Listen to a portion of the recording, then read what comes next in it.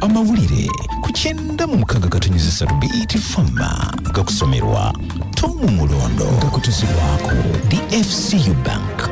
Mawulire agolwa leero Speaker wa Parliament Anita Amungo yesamudde ekyokubaako n'ekyamanyi ku bigambibwa nti President Museveni yayisa ababaka ku kakiiko ka Parliament akola ku byembalirira balyoke bamusisinkane.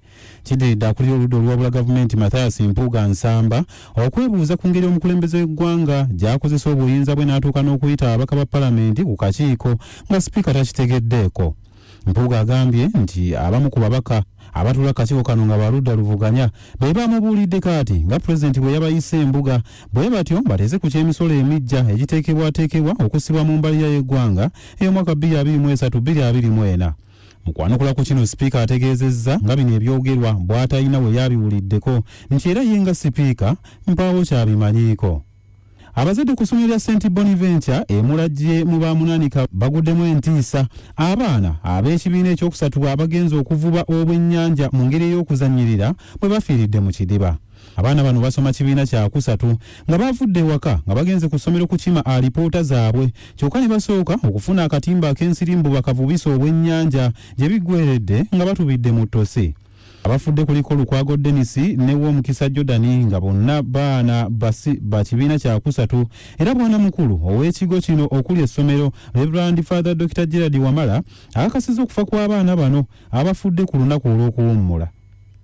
Kyaddaaki Minisita omubeezi ow'ensonga z'Ekkalamujja Agnes Nandutu kkooti ewozesa abalyako etuula ekkololo emukkiriza okweyimirirwa.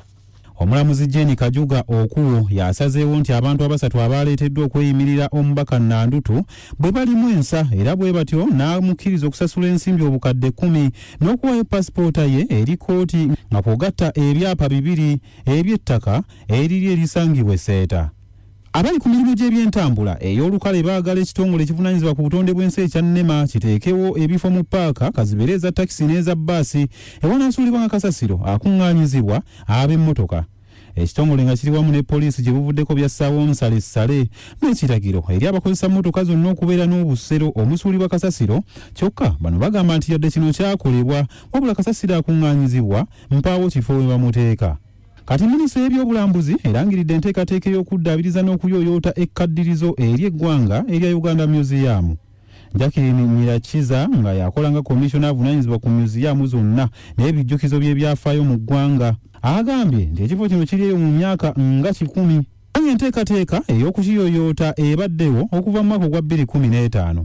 Agambye nti kati gavumenti emaze okufuna ensimbi eziwera ddala obuwumbi 9 obwa dola za Amerika okuva mu banka y'ensi yonna.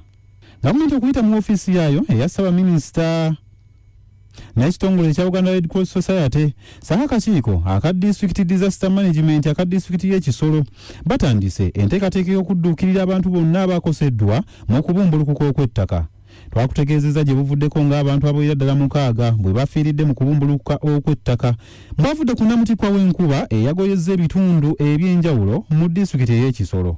Kati Irene Nakasiita yayogerera Red Cross wano e Uganda agamba nti obuyambi buno bagenda bugabira amaka agasoba mu 7 mu disitulikiti eno ey'e Kisoro nga n'okugaba obuyambi kutandika lunaku lwa nkya.